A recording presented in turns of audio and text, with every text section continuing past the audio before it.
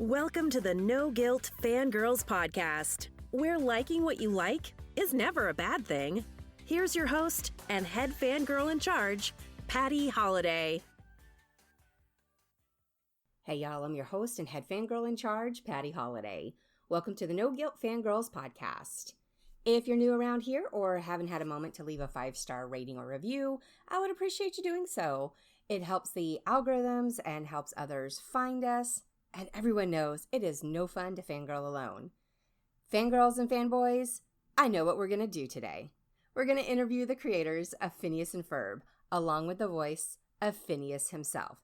Dan Povenmire, Jeff Swampy Marsh, and Vincent Martella sat down with us this week to talk about the latest movie, the latest Phineas and Ferb movie, that's right, coming to Disney+. Phineas and Ferb, the movie, Candace Against the Universe, airs on Friday, August 29th. I think it's at 3 a.m. Eastern, midnight Pacific for all of you hardcore Perry the Platypus fans that cannot wait and must stay up for it. That's the time frame that you're looking at. You know who you are. So I had a chance to screen this movie before we had the interview, and y'all, it's just as delightful as the series. It's as if the voice talent hasn't been on the longest summer vacation ever since signing off in 2015. If you know the show, you know the entire, I think it was from 2007 to 2015.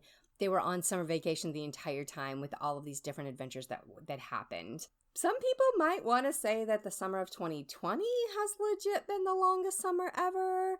Look, I won't fight you on that. It's probably true.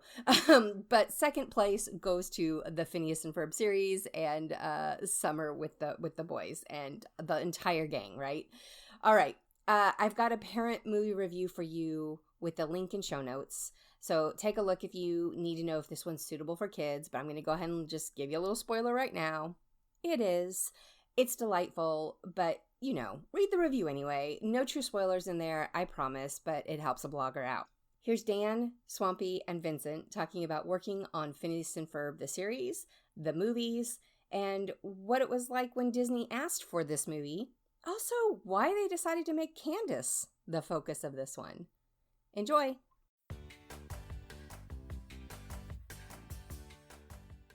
So our first question is it's kind of a combo question from a lot of people, from Kristen, from Crystal, Sarah, Tessa, Vanessa, Laline, Mai, and Jeline. They all want to know, how do you decide when it's the right time to do a movie or sequel? And what made you choose to send Candace to space and to make her the main character instead of Phineas and Ferb? Well, the first part's easy. The decision was made when Disney called us and said, would you like to make a movie? Yeah. And we went, yeah.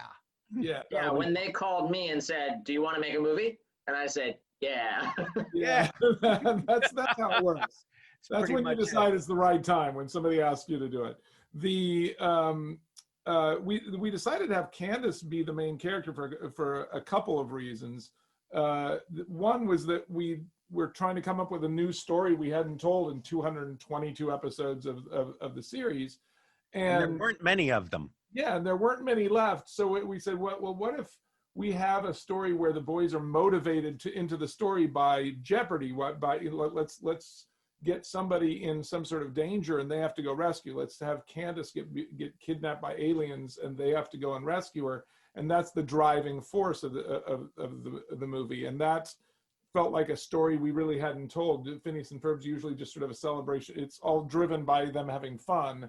And this way, we had it start a different way, but we still wanted to keep fun going while still having jeopardy, and it was sort of a tightrope wire. But mostly, we just wanted to change it up to make it more difficult for Vincent to do his job because he'd gotten pretty used to what we were doing. Yeah, and now it's different. So we like to throw gotta mix it up, every once in a while, and also a lot of the audience that used to be Phineas and Ferb's age is now closer to Candace's age or over, and it sort of it felt like it was her time. Plus, Ashley's a spectacular voice actress, and we wanted to give her a chance to shine. Perfect. This question's for Vincent. And it's from Tessa Smith. How did it feel to get to voice Phineas again? It was awesome getting to spend more time with Phineas. I mean, I spent 10 years playing Phineas on the series and doing the various hour-long specials that we did and the video games and everything. And I mean, this has been the most significant thing that I've ever done career-wise in my life. And this world and this character means so much to me. It was really, really fun when I heard we were going to get to do this movie. I mean, Phineas is so full of energy and full of excitement and just wants to make every day so great and have the best time. And that's a really fun personality and energy to get to spend time with in the booth. And that's a really fun time. The 10 years that I've had with it, every single time was a really great time. And all of these episodes that we've done and now the movie are all their own amazing, unique adventures. And so there's always something to look forward to at the end of, you know, the length of time that it takes to make something like this. In this case, this was 2 years. So it's always worth that wait. All right, so this question is from Marissa and Shannon Replies, and I apologize if I butcher anyone's names. Phineas and Ferb first aired over a decade ago on Disney Channel. What do you think makes the show so timeless or nostalgic, and what kind of original storylines and catchphrases from the show can we look forward to seeing in the new movie? Well, I think that the reason that the show has sort of proved to be timeless is that it's just such a the main thrust of the show is it's a celebration of creativity and imagination, and I think that those things never really go out of style. So I think that's what's kept it relevant all these years, is that it's celebrating sort of what is best about being a human being, I think. As far as the you know, we tried to hit on a lot of the catchphrases and a lot of the running gags from the show in the movie. As long as it didn't slow things down, we would put in references to stuff. And so there's a lot of Easter eggs for people. I think that the sound people make while they're exploding may end up being a catchphrase at some point.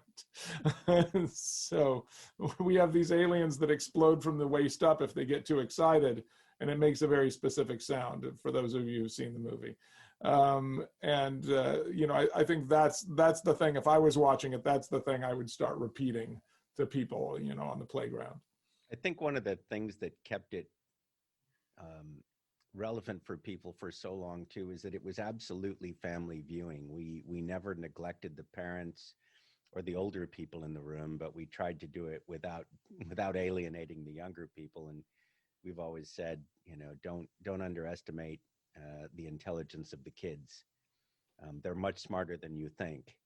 And I think that creates a show that they can watch over and over again, and they can watch with their whole family, and there's something in there for everyone. Yeah, I agree. And I mean, I grew up with the show, and a lot of people I know grew up with the show. And so it's you know, at the start of it, it would have been a gigantic surprise had anyone said, you know, this would have been so important to a generation of people. But then working on it and seeing what, you know, obviously Swampy and Dan have done, but let alone all of our writers with the music and with these stories and with the humor, it just makes me so happy. Even seeing a lot of the people here today, you know, it's parents with their kids, and everyone's equally as excited about this experience. And that's what's always really amazing about Phineas and Ferb fans, is it's usually people of all ages. Great. So the next question is from Christine Mehies. Do parents and their children need to be familiar with the series or Phineas and Ferb, the movie Across the Second Dimension, in order to understand Phineas and Ferb, the movie, Candace Against the Universe? Well, I can highly suggest that you watch the entire series, have a big giant stream of everything first, because you'll get some bonuses, but it's not required. Yes, we made sure that the movie could be a starting point for people who had never seen the series, because, you know, there's a whole generation of kids growing up now who are the right age for this show that didn't grow up with this show on TV all the time. So we wanted to make sure that it was a good entry point. We didn't. Yeah, although kids who weren't born yet, it's sort of like a baby Mozart thing. Is like when people are going to have kids, they play Phineas and Ferb music. Apparently makes them smarter as they. Yes, yeah. Exactly. Yeah, we can definitely advise watching and listening to Phineas and Ferb. Yes. Yeah, there's a study that was done at the University of Dan and Swampy about that. University of Danville. Yeah. All right, the next question is from Sarah Gilliland. It is, what was it like to get the original cast back together again to revisit these characters and their stories? It was like going back for a reunion. You know, it's all these people that we spent 10 years with, and then, you know, we see them periodically, you know, a lot of them, but it was great to just get back together and do the thing that we used to do together. It's been just a joy. You know, every time we have somebody new come into the studio, there's like, oh, hey, Bobby's back, or, you know, Ashley's back. It was just so much fun. It was a great time. It wasn't so exciting to see Vincent again because we're friends with him. So yeah, we see him all everything the time. he's doing. We talk to him all the time. We know. Yeah. As a matter of fact, they've seen me too much. Yes, They actually. they're like, when you come into the studio, just wear a bag or something. Yes. We don't need to see We're you actually anymore. seeking a restraining order against Yeah. Vincent because No more seeing you. Everyone else, it's a reunion, but get out of our lives. we It's been started just very long. recording him like this. Yeah. Yeah. So, All right, the next question is from Crystal Everdeen. If you could go on any adventure with Phineas and Ferb, what would it be? Ooh, I sure like the space adventures that we've done. We've sent them into space a couple of times, and never as far as this one, I think. But you know, that sounds like fun to me, exploring out in the great beyond. I love the idea of chasing the sun around. Yes. That would be epic. Yes. Yeah, we did an episode where they tried to make the longest day by circling the globe at the same speed as the sun. That's what I was going for sure. Yeah. Yeah. You can come with us. All right, I'll be there too. Okay. Great. The next question is from Sarah Lemp's son, Taylor, who is age 12. Will Phineas and Ferb's mom ever actually finally see one of their inventions? And how do you think she would actually react? Well, you know, she does in Quantum Boogaloo, the episode Quantum Boogaloo, but everybody's grown up, so it's sort of a hollow victory for Candace. I think that the reaction that we did in the episode that turned out all to be Candace's dream inside of Perry's dream may be a little intense for Mom, but she would be really shocked if she found out that everything that Candace has been telling her is all true all summer, I think. And Mom's a pretty good mom. I think she would be equal parts impressed with her kids' creativity and ingenuity. Yes. As well as also being aware that this might not be the smartest or safest thing to do in the backyard. Yes. But Mom's pretty good in understanding, and I think she loves the creativity of her kids. So it would be a difficult call. It's like, this is really amazing and totally impressive, but probably something you shouldn't be doing here. Yes.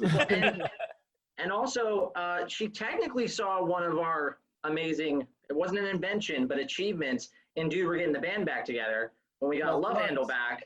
That's right. So she technically did also see that occur, and she seemed pretty cool with that. So yeah, She may not have realized that the boys set that all up. exactly. But she did see it. and it was impressive. Great. The next question is from Lynette Fernandez. It's nice that Candace finally has a breakthrough about her relationship with her brothers. Is that the point of this film, or is there another message you're trying to convey? I think that's that's the emotional message of the film. And when we were making the movie, we you know, because there's other parts of the story, and we originally had them getting back together too early and realized that as soon as they get back together, the story that we're interested in, which is the emotional story between those characters, is over. And we had them getting back together too early, and then Candace was ganging up with them to help save the world afterward. And so it sort of felt like the story was over, and then we had like another 35 minutes of movie with another story. And so the more we juggled things around till that moment could happen later, the better the movie felt. Because I think that's what the movie really ends up being about, is Candace's relationship with her brothers. That's what we like. Our favorite moments tend to be when I mean, we understand what their relationship is, but when you remind people that they're siblings who love each other very much, and you have those emotional connections, it's really satisfying. Because I think we're all like that to some degree with our siblings. Sure, they drive us crazy, but they're there for you. And those are really, really moments worth working for in storytelling. Yeah. Great. The next question is from Marissa and Shannon. What have been some of your favorite songs from the series, and will there be any songs like Gitchy Gitchy Goo or the roller coaster song that fans will remember and be singing for years to come that are in the new film? I think my favorite song is the Brick theme song. I think it's really the most. It took as long to write as it did to sing. Yeah. It was there's a lot of great songs that I'm really proud of in the series. I really like Summer Belongs to You from our first hour-long special. I think that's one of the best songs we've written. I think Carpe Diem is one of the best songs we've written. I think the finale song that's called Time Spent / Curtain Call is really, that's a hard one for me to get through without. Yeah, that one's really sad. Yeah, and, I can't get through without one. And then there's like just fun boppy songs like Gitchy Gitchy Goo and Come Home Perry is really good as well. Pants. Oh, Come Home Perry is lovely. Come Home Perry's great. That was nominated for an Emmy. I didn't even know that. It was nominated for an Emmy. It didn't win, which is why we never told you about it. I like. Yeah, had it won, you would have told me. I like you singing "Kick It Up a Notch" with Slash on. Oh yes, wrote that song. Yeah, that's really cool. Sang a song with Slash. Yeah. That was really cool. I will admit, even when we did "We're Back," which is the song that we just premiered. Yeah, which is in the end credits. Which is in the end credits of the song. I mean, we recorded that pretty recently. I think we can say that. Like, we recorded it during quarantine, so that came to me a lot later than the other music in the movie. And there's one song that one of the near the end of the film songs that we have that I think is it's pretty up there in terms of Phineas and Ferb songs. Right up there with Summer Belongs to You, isn't it? It's really, really good. But also, We're Back, I felt that way about, where I was like, this is so remarkably catchy. Like, this is so catchy. I feel like people are going to want to sing it a lot. When I finally heard the mix of it, when I got it back with all of the music with it, and not just me singing it in my bedroom into a microphone. So I do think there's stuff in this movie that people are really going to like. Yeah. Great. The next question is from Holly. Where did you get the shape for Phineas's head? And how long is the animation process from original drawing to final animation? Right here. Phineas's head shape was based on a real person. It's practically just a portrait. I had, I'd worked on a lot of shows at the time that were, and usually you start with specific shape that everybody can draw to sort of build the head on. Homer was a fire plug, Bart was a coffee can. A lot of the old Looney Tunes was like an oval here and then two ovals here. And I was thinking nobody had ever really done a character whose head was based on a triangle. And so I was just sketching out some stuff at a restaurant, and I came up with this triangle-headed kid, and that I just immediately fell in love with him, and I felt like this is the show that I would want to see, and so that just happened. What was the other part of the question? Was how long it takes? Yes, how long from drawing to final animation? Well, from the first drawing of Phineas to the final animation on the first episode was about 16 years. But for one episode, when we start in the writer's room, it's about 10 months to finish one 11-minute episode. The movie and that's just because it takes me so many times to get it the way they like it. Yeah, that's a lot of takes. That's like Swampy's like, again. Yes, Do it right this time, Vincent. Yeah, exactly. Again. You want to break? Breaks are for winners. And You have a break in 10 months when you get it right. yes, exactly. No, it's like there's a lot to be done in an animated show. So it's 10 months for an 11-minute episode. The movie actually took us 2.5 years. So it's a big, tremendous labor involving lots and lots of artists and editors and writers and musicians. It's a monumental feat to finish an animated film. Great. Next question is from Tanya. What Easter eggs can fans keep an eye out for in this new movie? Oh, I made a list at one point for somebody of all the Easter eggs in the movie, and there was a whole bunch of references. We tried to put as much in as we could, as long as it didn't slow down the story at all. There's references from the very first musical number. There's some backing vocalists that people will remember from a specific episode or actually from two episodes of the series. There's callbacks to things that work. We always try to say, as long as it works by itself, that's fine. As long as you don't have to have seen these episodes to enjoy this movie, that's fine. But we tried to fill it with as many Easter eggs as we could for the real fans. Great. The next question is from Tessa Smith. What's your favorite invention that Phineas and Ferb have made over the years? And that's a tough one. I still go back to the roller coaster because that was sort of the most pure, what would a 9-year-old boy make if he was unhampered by budget or schedule or, reality.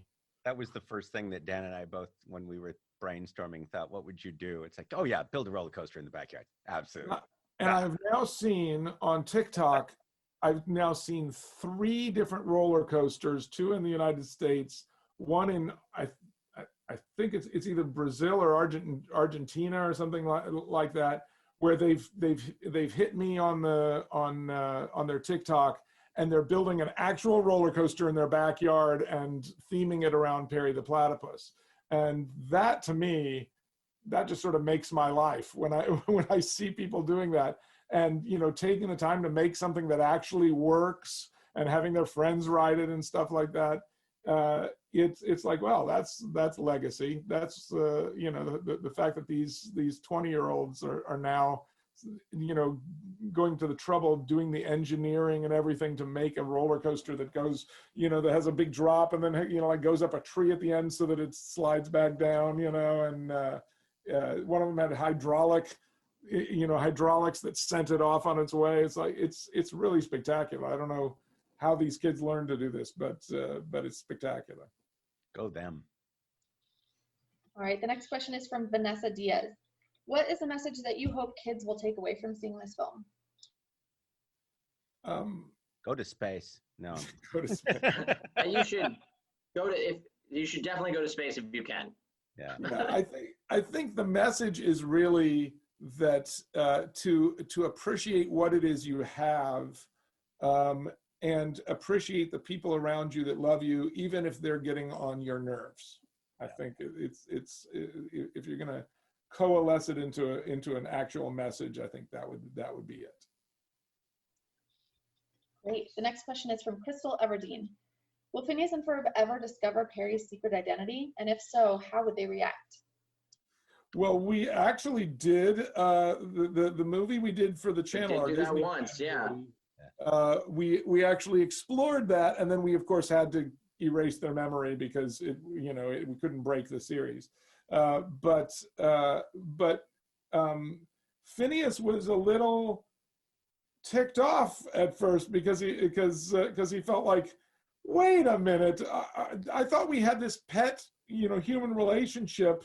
Wait, were you ever our pet, or were we just a cover for you? He was really sort of angered by it. And then it was one of the first times that I was really upset in the series. Yeah. I was like really angry and sad. Rare times. Yes, and I remember him yelling at Perry. It's like, really, this is it? is anybody else here have a bizarre double life that they're hiding from me? And Ferb slowly put his hand up behind him, and Phineas, without even turning around, said, "Put your hand down, Ferb." All right, our next question is from Tanya. Candace Against the Universe felt very sentimental. What are some of the best memories you have creating this film? You know, just the fact that Swampy and I finally got to make our show together. It was something that we had been trying to do for so long. So to me, the roller coaster episode, the first thing that we did, was really just him and me, and I boarded it in vacation in France with my wife's family, where we would go out and do day trips, and then I'd come home and draw all night. And then on the way back, we stopped in the UK and stayed at Swampy's place, and he and I put all the storyboards out on his kitchen table and sent our wives to the museums, which I think they ended up going shopping instead. Yeah, probably fewer museums than shopping. And we just like punched up all the gags, and we're putting Post-its here, and if we do this, if we move this to here. That to me was the thing that I always remember as sort of the most fun. And when we finally got Vincent Martella for Phineas, that was the hardest casting we had in the entire show. Because it was so hard to find somebody whose voice sounded optimistic and positive without sounding either nerdy or false. Or arrogant. Or arrogant. It's like there's a very fine line there. And we actually cast that twice with two other people, and then put it together and found out it did not work. And I think that, they all a had lot of the reason the show accidents. Yes. Well, I think disappeared. We promised not to talk about that. Yeah. I think a lot of the success of the show rests on Vincent and Ashley's performances. I think that they're so good, and Vincent's voice makes him so likable from the very beginning. The first time kids see that voice, or see that character with that voice, he's a likable character. He's cool without being aloof. He's smart without being nerdy. He's everything because of that. And then Ashley playing off of that was fantastic. And it was that one line, "Aren't you a little young to be a roller coaster engineer?" And yes, I am can either sound like, "Yeah, jerk, of course or it can sound like, "Thank you." Yeah. And Vincent Reed made that so clearly sound like "thank you." Yeah. That just like, "Oh yeah, okay, we're done." Well, thank you. That's very nice of both of you to say. I appreciate that. We weren't going to tell him that, Dan. Why did you It's ignore been that? over now he's 10 going to years. want more money for the sequel. Yes, it's been over 10 years. They've never said something so nice about me. Well, we want to keep his head to a regular size.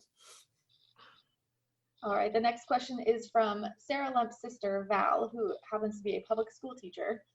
So when summer vacation finally ends, will Phineas and Ferb be attending in-person school or doing virtual learning at home? First of all, thank you for being a teacher. My daughter's a teacher, and that's just the coolest gig. Yeah. So thank you.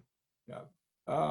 Well, we'll see. I don't know that, like if we were doing the series right now, we would probably do a bit about quarantine. I think that would be something that I'd like to explore what they would do during that time. I think hopefully by the time anything that we would make now would be done, hopefully quarantine will be over. That's like knock on wood. But we did do an episode where everybody was sick and they did a Zoom call together. It was sort of before Zoom actually existed, but now everybody's posting on social media like we're some sort of future prediction wizards. Yes. So I think it would be interesting to see how they would handle being stuck in the house. I think that would be a fun episode to write. All right, and our last question of this Q&A comes from Megan Harrell. She wants to know, how intentional were all the jokes that went over kids' heads? Like examples, jokes about Alexa technology, misunderstanding humans, grammar jokes. And were these put in just for the parents? And if so, she wants to say thank you. Well, two things. I think many of the jokes that you think are going over the kids' heads probably aren't.